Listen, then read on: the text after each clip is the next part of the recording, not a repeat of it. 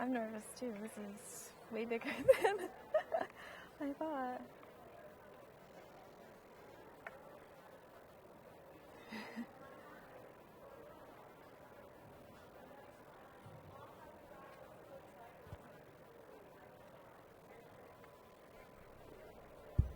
Oh, you're on now. Testing 1, 2, 3. Oh, yeah. Sibilance.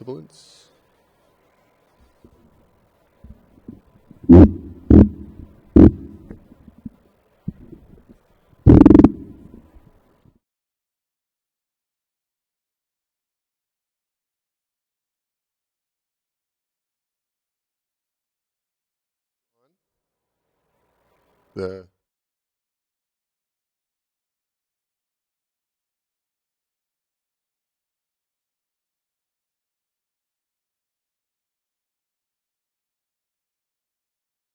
Everybody can hear me? Oh. Hi, everyone. Welcome to our presentation. I'm Jamie Reaburn Weir, and I teach at Cameron Heights. And this is Dan Ballantyne. Jamie's the lead singer, and I'm the drummer. Yes, Dan likes to tease me, so I'm sure you will see that throughout the course of our presentation. But we want to share with you what we did first semester of this year. We did a collaborative plan, I guess you would say, of how we ran our courses. We teach at different schools, but we spent the entire first semester, we co-planned and co-taught our courses from different schools. What we wanted to say too is that even though we did that with the Psych, Anthro course between our two schools, what we want you guys to keep in mind is that this is just a model that we have, and feel free to think about what we've done and then how it would work for you. So we're going to talk about kind of the framework and some of the activities that we did related to that, and then you feel free to think about how it would work for you. So we just want to highlight that our presentation is linked up there to a shortened Google URL if you'd like to jot that down or put that in your device right now.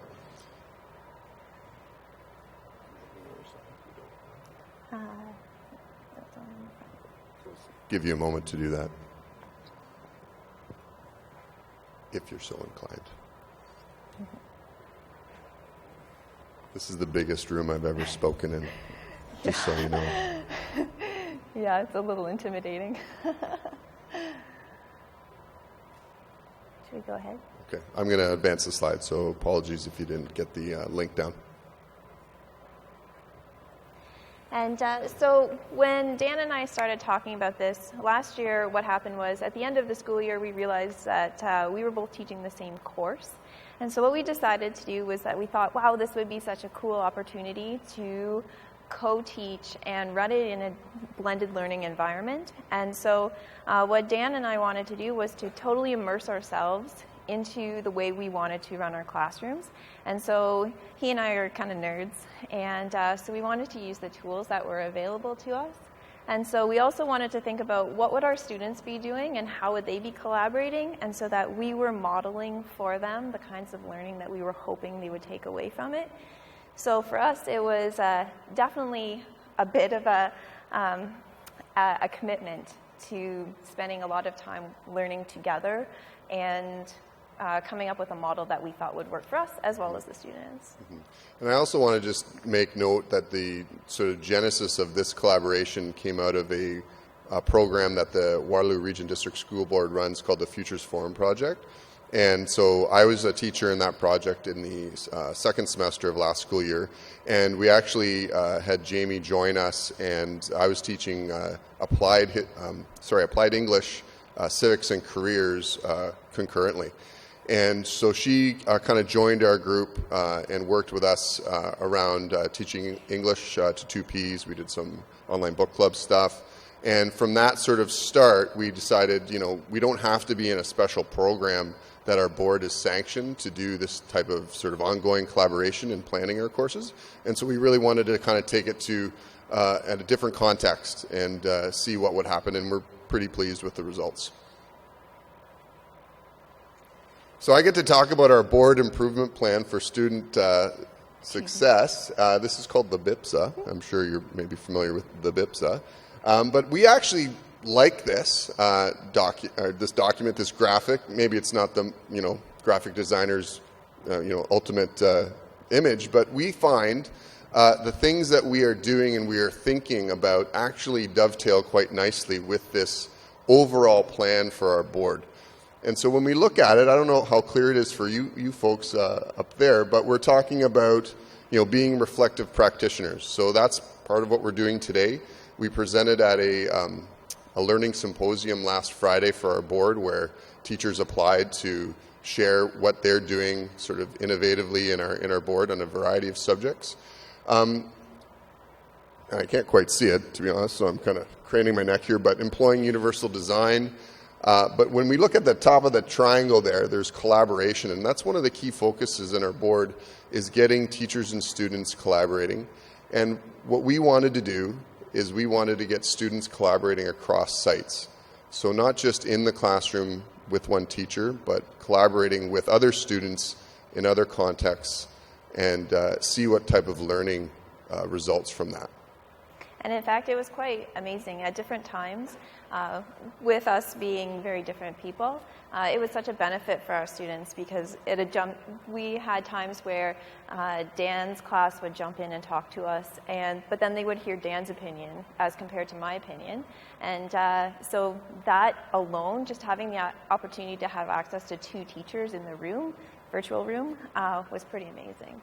The other thing I want to highlight too is on the right-hand side, just by vision of student, we've got creative thinker and critical thinker. And that's another thing we wanted to really focus on, is to provide, and we're going to talk about inquiry in a minute, but to provide a context for students to think critically. The course is really about human behavior, so it is pretty naturally engaging for students. We wanted them to learn to think well about what humans do and why they do it. Okay, and so what we wanted to do, we wanted to be really transparent about how we created this model for our planning model. And so what we did was we've given you some snapshots of our actual planning document. So Dan and I got together a couple times over the summer, and we have one massive document where he and I spend all semester. It was a constant tab open on my computer. It drove my husband crazy because that tab was always open on our computer. But what we did with it was that anything we were thinking about, any hyperlink, any comment, any feedback, we put it on there. And so we made sure that we had things like our learning goals, our success criteria, links to other documents that might have rubrics or that might have assignment sheets. But the other thing that we did, and I tried to capture it for you down the side, was that we would make comments to each other. And then so we had we had this planning document that was hyperlinked, but then at the same time we were running a kind of constant asynchronous conversation. And so that actually worked out really well, because you never know sometimes when you have a really great thought.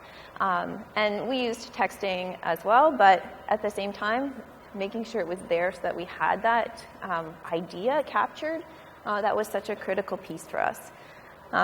So that allowed us to also, our board was really great, especially my principal was amazing, and gave us OT time to get together monthly over the first semester, so that we had face-to-face meetings where we had an agenda planned, where we talked, and that's where a lot of the reflecting came in, because Dan and I would spend a lot of time deconstructing what happened in our classroom. And so from there, we learned a lot about a whole bunch of different things, about collaboration, about how our students were feeling. And so it allowed us to truly unpack a lot of what was going on in our classroom.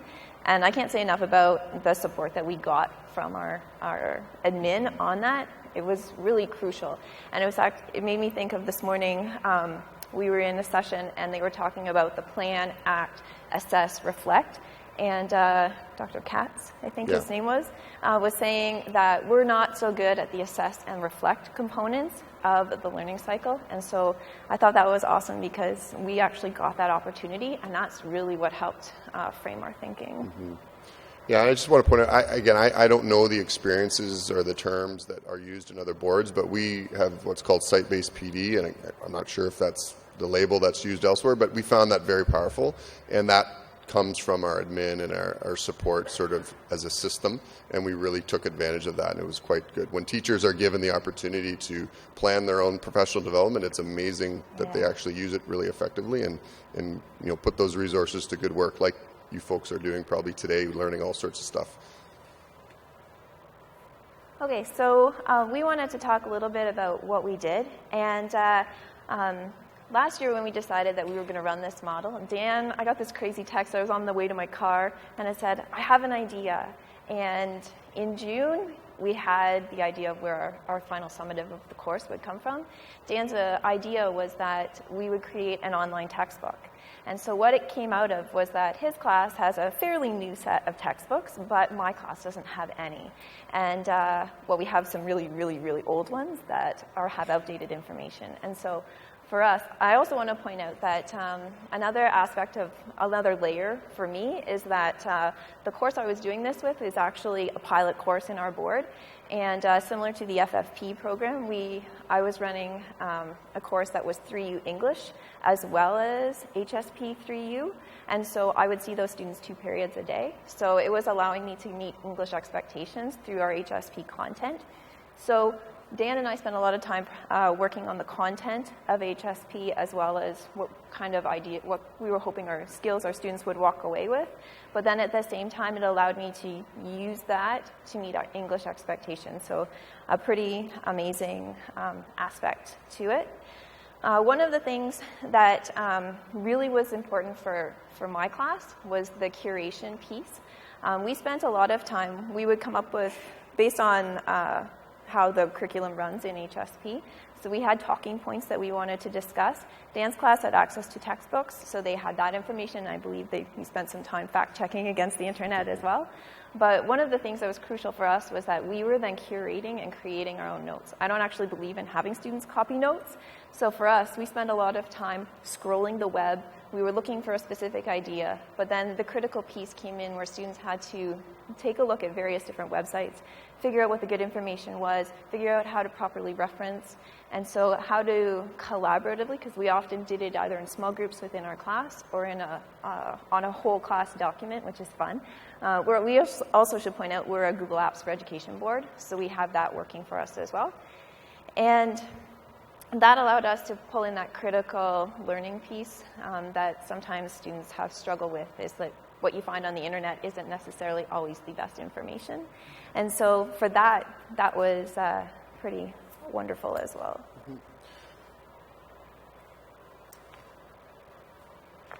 This is you again. It is me again. So we wanted to give you an example of one of the inquiries that we did within our class.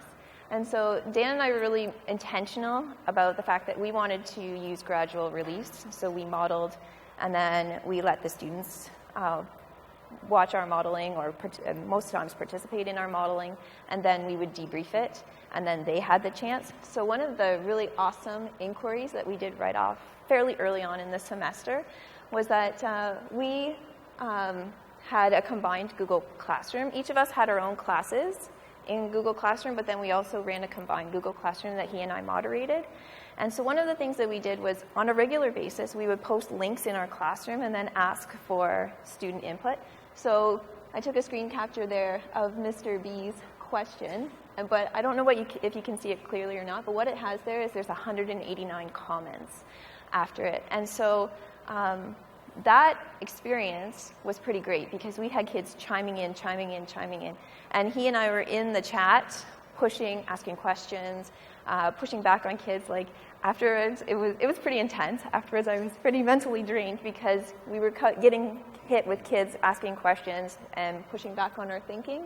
If I could just jump in, I had a student that, I don't know if it was this particular discussion, but he was so engaged with sort of an argument he had ongoing with a couple of Jamie's students. He wouldn't leave my classroom after the bell rang.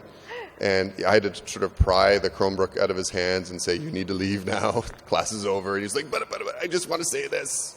And it was we had lots of instances where, maybe not that extreme, but where students really, and they didn't meet each other right away.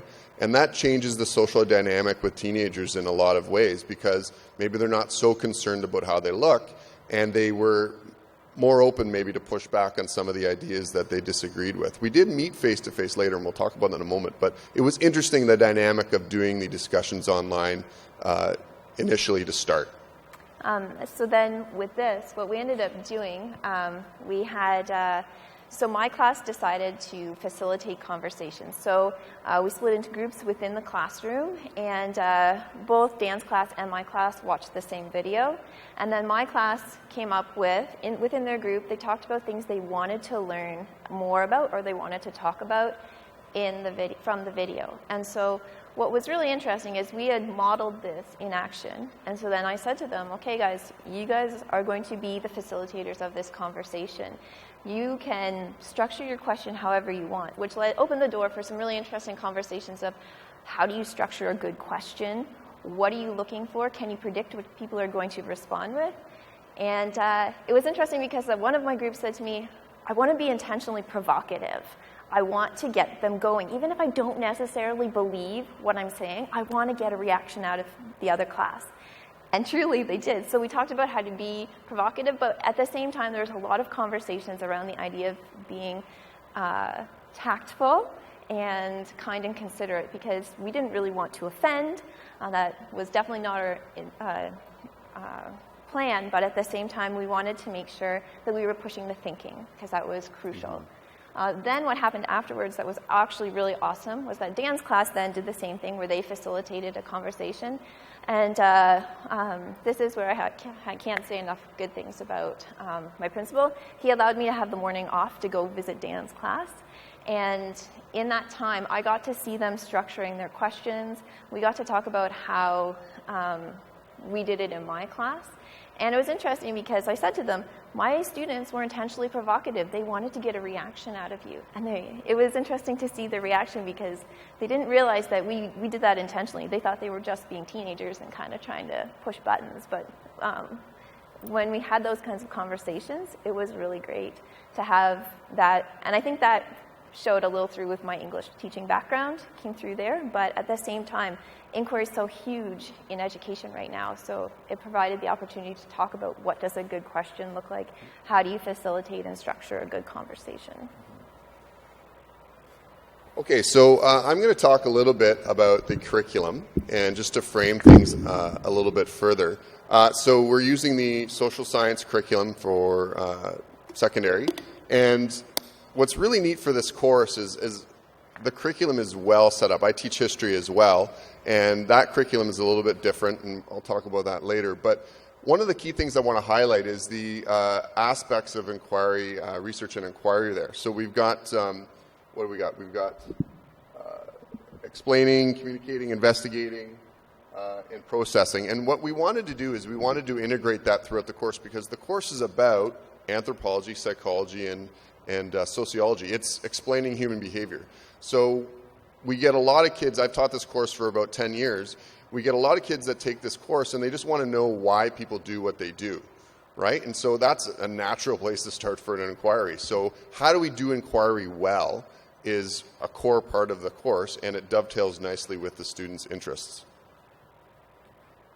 So what I want to show you here is just screen captures of the other aspects of the curriculum. So inquiry is one quarter, and then we've got theories, perspectives, methodologies for psychology. I think, anthropology, psychology, and sociology. I forget what order they're in. But when I look at it and we look a little closer, it really boils down to these.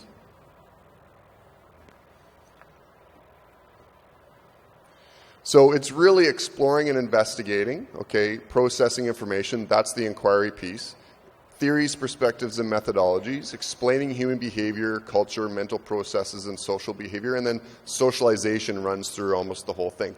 So really the course is these four big categories. So when we're working with those students, if we can hit on any of those things multiple times, we're meeting the curriculum. And that was really important to us. We wanted to make sure that the curriculum was completely the foundation of the course, and we think we did this, I would say we did this pretty well.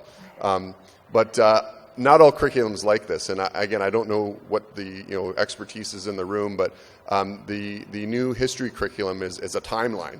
And while that's got its advantages, it's a little more challenging. I can't boil it down to maybe 4 points. Anyway, so that's my gripe. I don't know if anyone from the ministry is here. But okay, so let's keep going. So what I want to talk through now is just one of our early collaborations that we did together between both classes. And again, with that focus on inquiry, we wanted to make sure the social science inquiry model, okay, as it's said in the curriculum, is the focus of the course, and that's our access point to then go understand human behavior, but it's also our access point for students to demonstrate their understanding of the 3 social sciences. So what I've done here is I've put up, the Google images. Again, we use Google Apps a lot. We're fortunate to be in a board that has that available to students and staff. What I've got on the right side there is the inquiry process. Now, I stole this from the history curriculum because I find it's a bit of a better graphic. But what I'm going to do is I'm going to talk through an example and tell you which tools we used for which things. Okay, so right away, we told the students we are going to be working together with this other class, but we don't know anything about them. So this is our spin on the Get to Know You activity. We created an inquiry about the other school. We developed a central research question. We developed a hypothesis about that school's culture, and we asked the students to use a Google form together. So my class created their own Google form, Jamie's class created their own Google form, and then we shared them with each other, and the students provided each other with data.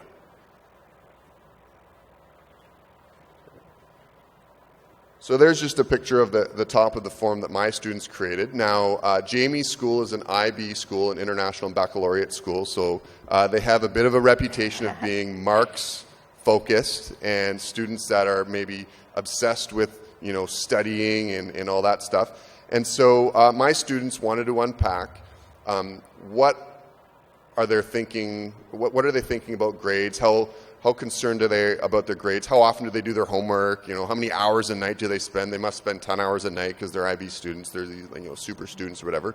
And I'm going to just let Jamie chime in and talk about what her students thought about my students. And so I teach at an inner city school. Yes, we have the IB program, but we're also very multicultural and huge. We're 2,000 students, the biggest school on the board. And Dan's school is in North Waterloo, and if anybody knows that area, it's, according to my students, it's wealthy. And so my students were actually kind of, in fact, very stereotypical in terms of thinking that his students primarily were just rich kids. And so that was interesting in of itself. Yeah, so it was interesting to see the students sort of come to this inquiry with their preconceived notions of the cultures of the other school. So then what we did once we gathered our data is we created a research report, again a class research report that they all had access to and could edit together. And that's where they interpreted and analyzed their data. Okay, so we made the Google form responses available, and then we drew conclusions as a group. So students could add as little or as much as they wanted. But again, what's really neat about the tool, and here's a screenshot of our report, is that I could go and look in the revision history and get a sense of, I was only doing this for formative assessment. I wasn't marking this for any sort of grading, formal grading, but it gave me an idea of who was really involved, who was adding to the document, who was really demonstrating their thinking. And again, if you're familiar, and if you're not, looking at the revision history actually shows you highlighted what that student wrote, right? So you can see, oh, this student wrote that, or this student maybe only added, the to a sentence, and that's all they did. So again, if you take the time and go through it, it gives you another source of information about where the students are thinking while they're collaborating in a shared space, okay, which can be a challenge when they're doing group work. So then the next thing we did is we did a Google Hangout where we presented our findings and conclusions to the other class, okay, and that was a lot of fun because they got to see each other, they got to tell each other what they learned and what they thought about the data. And my class actually kind of made a critical assumption about the IB students in Jamie's class, and they thought there'd be all these IB students, and it turns out they only had, I think it was like 2 or 3 IB students in your class, tops. So our whole inquiry was predicated on lots of IB students, and we didn't get that. So we learned a really good lesson right off the bat that our sample size was too small, and we needed more maybe information, preliminary information about the class to then form our inquiry. So we learned a lot through the mistakes we made, but I kept saying to the students, it's okay, it's not going to be on your report card, it's fine. We're just learning how to ask questions and investigate them, right? And so I think this was great because it was collective, and they learned that we could fail together and learn and reflect, and there was no consequences for anybody. And I hope and I think it set the tone for the culture in the classroom. We're going to try things. We're going to, what's the Miss Frizzle thing? Get messy and learn or whatever. Anyone raised in the 90s? No. Anyways, Miss Frizzle. I'm watching it now as a dad, so I missed it in the 90s. But anyway, Lily Tomlin, right? She's Miss Frizzle. Okay. So now I'm going to turn it over to Jamie. She's going to talk about one of our signature projects. And I just want to say what was kind of cool about this whole process is we were at the BIT 14 conference, and I was sitting in a session just like you would be today, watching teacher from Yamashita, Michelle Yamashita, I forget her name, but from the Hamilton Wentworth board, and she was talking about her media studies unit in English class and talking about Disney and deconstructing, Disney's portrayal of women.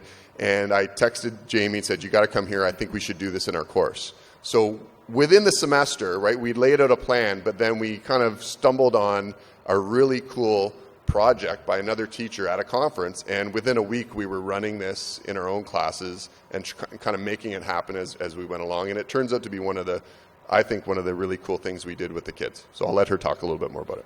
So one of the things that we did with this project was we've been talking a lot about gender socialization. And when we heard, I'm going to call her Miss Yamashita talk, one of the things that was really awesome was that we were able to say, okay, we can do something like this. This is an entry point for us because if you have teenagers, most of them have seen Disney films. And for us, I actually had some students in my class who love Disney and boys who love Disney. So it was a great little way to catch their attention. Also, too, a lot of there is the built-in nostalgia piece. A lot of kids said to me, well, I love Disney. I don't know if I want to unpack Disney because it was such an important part of my childhood. But what was interesting afterwards, some of their reflections were, wow, I totally see this different now that I'm a teenager versus when I saw it as a child. So what we asked them to do was we put them into groups where we didn't put them into groups, sorry. They self-selected into groups based on what movie they wanted to watch. So on the Deconstructing Disney, it's actually a link to an example from my class. And so we gave them the framework of, okay, you're going to pick a Disney film, and then you're going to look at traditional and non-traditional gender roles within it, and be prepared to share it with the other class. And so what happened was, I've given you the example of the Hunchback of Notre Dame, and these students, they love Disney. And from there, what I wanted to highlight about the actual document is that within there, what I thought was really fascinating about what they did, I shot it out to them in Google Classroom so that they had the original document, but that's not at all how I had it formatted. So what the students did was they took it and they owned it. And they said to me, Ms. Weir, are you okay if we change the formatting? And I said, sure, you do whatever you want. However you want to express your thinking is cool by me. So they added in all of these memes down the sides. And then when they looked at these, because this was actually a chart that they could have filled out, so that they took it and made it their own in terms of their thinking. So they were the ones who added in the hashtags, and they wanted to be a little funny, so they added in the humor piece. But then they had their explanation, their critical analysis, and their reflection. So then they did all this prep work in class, and Dan's class was also doing the same. And then we had a Google Hangout day where my students presented to his students presented to our students. We shared the slide decks so they were able to see each other's presentation. And what was interesting is that the technology, the Wi-Fi that day in our board was not very kind to us. We spent a lot of time trying to get online, but at the same time, I had a lot of students comment on, you know what, that was good learning for me, because what do I do when the tech fails? Or what do I do when my plan fails? How do I recover? And so not only are they talking about content, yes, they were talking about HSP, but they were also talking about learning skills and talking about, you know, having a backup plan and all those kinds of good things that we hope our students are taking away from it, transferable life skills. And so that I thought was fascinating, and when we were preparing for this, I actually went back and reviewed some of the feedback that I had gotten from students, and they enjoyed this a lot because they liked the ability to pick a movie that they thought was interesting and be able to look at it in depth. So there's the inquiry piece, but the reflecting back about what they would have done differently, to me that was where the good learning happened, because they tried it, they were happy about some parts, not so impressed with the others, and then they are able to kind of think about how would you do this differently. And so for me, that was like a huge win in terms of teaching. And sort of a second, so that's how we led into this. They did some group work with the movies, and then we had them do a summative project where they deconstructed a Disney child star. And so we're trying to, you know, inch them towards examining themselves. And that's one of our learning goals, and was it the second unit was learning how to examine your own behavior through the lens of the 3 social sciences. And so that was interesting. So, you know, Britney Spears, classic example, Miley Cyrus, Justin Timberlake, Joe Jonas, I could go on. But again, students got to self-select their celebrity, and then they had to go and look at their life and see where they fell into the mold of a Disney star. So we kind of created a trope of a Disney star, and then how they broke out of that mold, and what was the consequence of that. So the example, you know, for me, that's sort of my time frame is you know, Justin Timberlake at the Super Bowl with Janet Jackson, right, and the, you know, Nipplegate, right, and what happened to Justin after that? Well, he became even more famous. And, you know, it's interesting to look at his journey as a child star to adult superstardom, but then also, you know, Miley Cyrus sort of is in the middle of it. But Britney Spears would be maybe the example of the sort of negative outcomes of child stardom. And getting the kids to think about those celebrities because they live in that kind of culture, but to look at it critically and to think about what does this do to them and why would they do these things, I think was a rich experience, and it was kind of fun.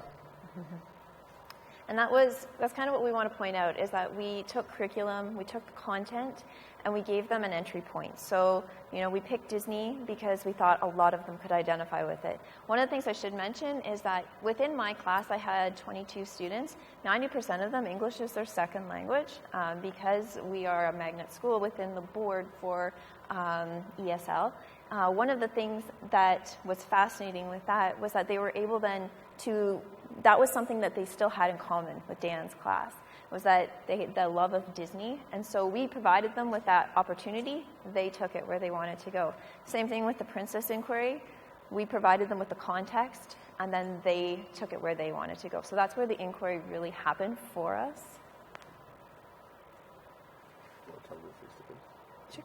So we had, over the course of the semester, we had 2 face-to-face meetings. We had one where we went to Blue Vale, and then we had where Blue Vale came to us. And it was interesting. We were really cognizant that it could have been a very challenging experience for some of the students. Before we went to Blue Vale, we had a debate that we had run through a Google Hangout, and it was really intense. Through that, kids ended up like yelling at each other through the computer. Truly. It was the most engaged I've ever seen any of those students, and I had a very quiet class, but to see them like, no, I have a point, and they'd be like, in my class, literally, these really nice students, they were like, get out of the way, I want to talk, I have an idea, I'm going to put Blue Vale down. And so we ended up afterwards talking about the competitive aspect of it and how to tactfully get your opinions across without being offensive, but what that did was that it created a little bit of tension going to Blue Vale, knowing that these people aren't just a name on a screen anymore or a random picture. They are a human being. So how do we've had these intense conversations in our Google Classroom as well as in a Google Hangout. how do we now have a conversation face-to-face with these people? And it was really interesting because my students were really nervous about the initial meeting. And so going to Blue Vale, and I have to give a shout out again to one of Dan's students. He was a bit of an interesting case. He was kind of provocative in many different realms. I'll say it, he was a troll in our class discussions online. Truly, he was. And so if, the students knew who this kid was, but what was interesting was that in a digital realm, he was a troll, face-to-face, such a gentleman. One of the students in my class has a physical disability. This kid made sure that he found the accessible way to the library for this student because we were meeting in the library. He made sure that he was well taken care of the entire day. So it was really fascinating to see that in a digital realm, the way this kid acted at this point, but then face-to-face, he was such a gentleman and kind and considerate. So that was interesting. And in fact, my other students commented on how well he treated them face-to-face. So that was fascinating. Did you want to go ahead? I just want to show this screenshot. So after we had that first face-to-face, I did a Padlet with my students. So it's just like a board that you can post to. I have the students put their name on it, but it could be anonymous. And so there's just some examples of what they thought. And I'm not going to focus in too deeply on what they thought. But generally speaking, it changed their perception of who they thought Jamie's class was because of the intense nature of our online discussions. And then when we went face-to-face, and my student being an example of how they change when they're in a face-to-face situation. One of the key learnings in our course when we're talking about sociology is the power of context. And, we talk about the Zimbardo experiment, the Stanford prison experiment, where psychologically normal people become sadistic prison guards and the prisoners start to have mental breakdowns. And that example of the face-to-face actually did a good job of nailing home that, when we're in different contexts, we behave very differently. And we have to be, recognize that there's power in the situation. It's not maybe the inherent personality of the person, but it's the situation that shows them what they can and cannot do or what's appropriate or inappropriate. And that led to some good discussions around online behavior and, digital citizenship around why do we feel like we can be, a certain way online, but in a face-to-face encounter, we're much different. And it was just good reflection in general, not really maybe curricularly linked outside of that social situation point I just made, but still good reflection for them.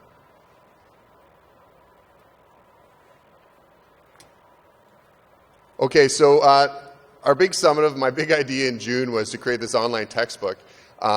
And I've printed copies, and I hope everyone would like to buy one at the end of the session today. If you didn't realize you're in a textbook session, did you? No, just kidding.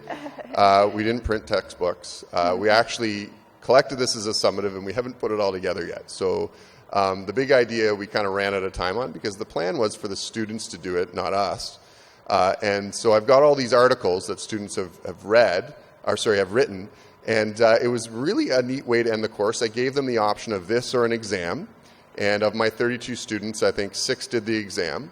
And what I did was I literally gave them the curriculum. As you saw it at the beginning of the presentation, I said, you need to write me 4 things that link to these 4 sections of the curriculum, but the target audience is someone thinking about the course. Okay, so what would someone who doesn't know anything about what we've done here in the last 4 or 5 months, what would they need to know about this course to better understand what you learned? And so they went out and they found all sorts of neat examples of everyday things, and they connected it to the curriculum. And one of my favorite examples was one of my students, to illustrate his understanding of psychology, he did a mental health analysis of Batman villains. Okay, so he basically broke down all the main Batman villains and said this is the mental illness that they have and why, and evidence, and obviously he's a big comic book fan. And it was just such a powerful example of his interests dovetailed with the course. And he got a level 4 because that's what the goal was, is to be able to analyze human behavior at the end of the course, and he did it so well. I had another student analyze characters in their favorite cartoon show, some Japanese anime show that has a female character that's gay, and I had never heard of it, but it sounded really cool. And so their interest drove this. And what I'm thinking is, oftentimes when I teach a course, it's really about what I like and what I'm interested in, but now I have a lot of information that I can post on my website or we can put somewhere, and students can look over and get a real understanding from students' perspectives what the course is about, and not just maybe what I like or what Jamie likes as the teacher that's often in control of the content. And that's a really good point, is that for us, we let go of control. We had obviously some with the planning, but when with content, we're limited by, not necessarily limited by curriculum, but we use that as our foundation. But we allowed them to take what they wanted to, what they're interested in, and show us how they could meet the curriculum ideas and meet content ideas with what they're interested in. And that was ultimately the goal. So it was a pretty awesome experience. We think so, anyway. So what students said, Jamie? Okay, and so this was actually from my personal Google Classroom. And one of the things that we got talking about within our class is that school to them was irrelevant. So many of them were so used to just going to class, taking the note, memorizing, regurgitating on the test, and hoping that they remembered enough. And so one of the things that was actually really interesting that came out of this is that we had lots of conversations, and because we were open to the idea of them bringing their ideas to the forefront, I had actually two different students. One posted this in the Google Classroom and one sent it to me through Gmail. But they both sent me the same video. I had seen it in a different format. It's actually a spoken word poem called Why I Hate School But Love Education. And from there, that opened the door for a lot of conversations about learning and about thinking differently. And so what a lot of my students talked about was that they liked what we did. It was enjoyable. I had so many kids say to me, this was my favorite class I've ever taken. It was so much fun. We had such great conversations, and the fact that they drove it was what really they enjoyed. Sure. I don't know how many people have seen this video, but we wanted to show it because it kind of embodies what we were trying to do with our classes.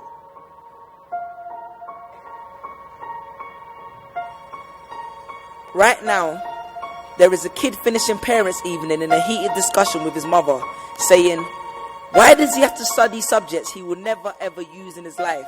And she will look at him blank-eyed, stifle a sigh, think for a second, and then lie.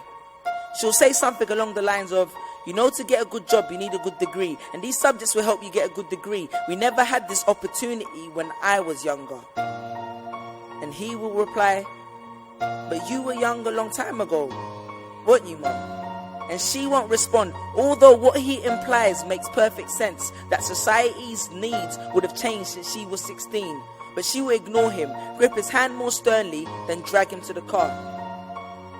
But what she doesn't know is that she didn't ignore him just to shut him up. She didn't lie because they were just returning from parents' evening and an argument in the hallway would look bad on her resume. She won't lie because she just spent the last 1 hour convincing a stern-faced teacher that she will ensure that her child studies more at home. No, she will lie simply because she does not know any better herself. Although her whole adult life she has never used or applied Pythagoras' theorem, pathetic fallacy, and still does not know the value of X, she will rely on society to tell her that her child, who has one of the sharpest minds in the school, is hyperactive, unfocused, easily distracted, and wayward. Students, how many equations, subjects, and dates did you memorize just before an exam never to use again? How many A grades did you get which were never asked for when you applied for a job? How many times have you remembered something 5 minutes just after the teacher said stop writing, only to receive your results 1 month later to realize that you were only 1 mark short of the top grade? Does that mean remembering 5 minutes earlier would have made you more qualified for a particular job? Well, on the application form it would have. We all have different abilities, thought processes, experiences, and genes. So why is a class full of individuals tested by the same means? So does that mean Sherelle thinks she's dumb because she couldn't do a couple of sums? And if this issue is not addressed properly, it then becomes a self-fulfilling prophecy. Then every school has the audacity to have a policy on equality. The irony. Exams are society's methods of telling you what you're worth. but you can't let society tell you what you are, because it's the same society that tells you that abortion is wrong, but then looks down on teenage parents. The same society that sells products to promote natural hair, looks and smooth complexion, with the model on the box half photoshopped and has fake lashes and hair extensions, with pastors that preach charity but own private jets, imams that preach against greed but are all fat, parents that say they want educated kids but constantly marvel at how rich Richard Branson is, governments that preach peace but endorse wars, that say they believe so much in the importance of higher education and further learning, then why increase tuition fees every single year? I believe Miss Jefferson when she took me into the office and said that my exams would be imperative to my success, because we was taught to always follow when Miss Jefferson led. But then I took Jefferson out of the equation and learned to think for myself. I realized we was taught to always follow when Miss led. The irony. Test us with tests, but the finals are never final, because they never prepare us for the biggest test, which is survival. And what I suggest is fairly outlandish, so I do not expect everyone to understand this, except for the kids who knows what it feels like to be worth no more than that D or that A that you get on results day, and the ones whose best stories were never good enough for the English teacher, because apparently you missed out key literal techniques, did not follow the class plan, and the language was too informal for him to understand. But then he'd reference Hamlet and Macbeth, and you'd fight the urge to express your contempt by partially clenching your fist with only your medius finger left protruding in the middle of your hand, and then asked if he was aware that Shakespeare was known as the innovator of slang, or the kid at the back of the class who thinks, why am I studying something that doesn't fuel my drive? But then when confronted with a maths problem, his eyes come alive. So this one is for my generation, the ones who found what they were looking for on Google, the ones who followed their dreams on Twitter, pictured their future on Instagram, accepted destiny on Facebook. This one's for my failures and my dropouts, for my unemployed graduates, my shop assistants, cleaners and cashiers with bigger dreams, my self-employed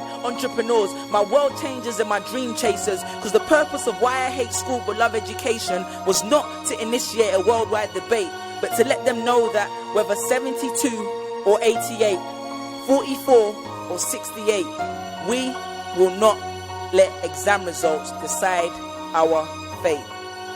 Peace.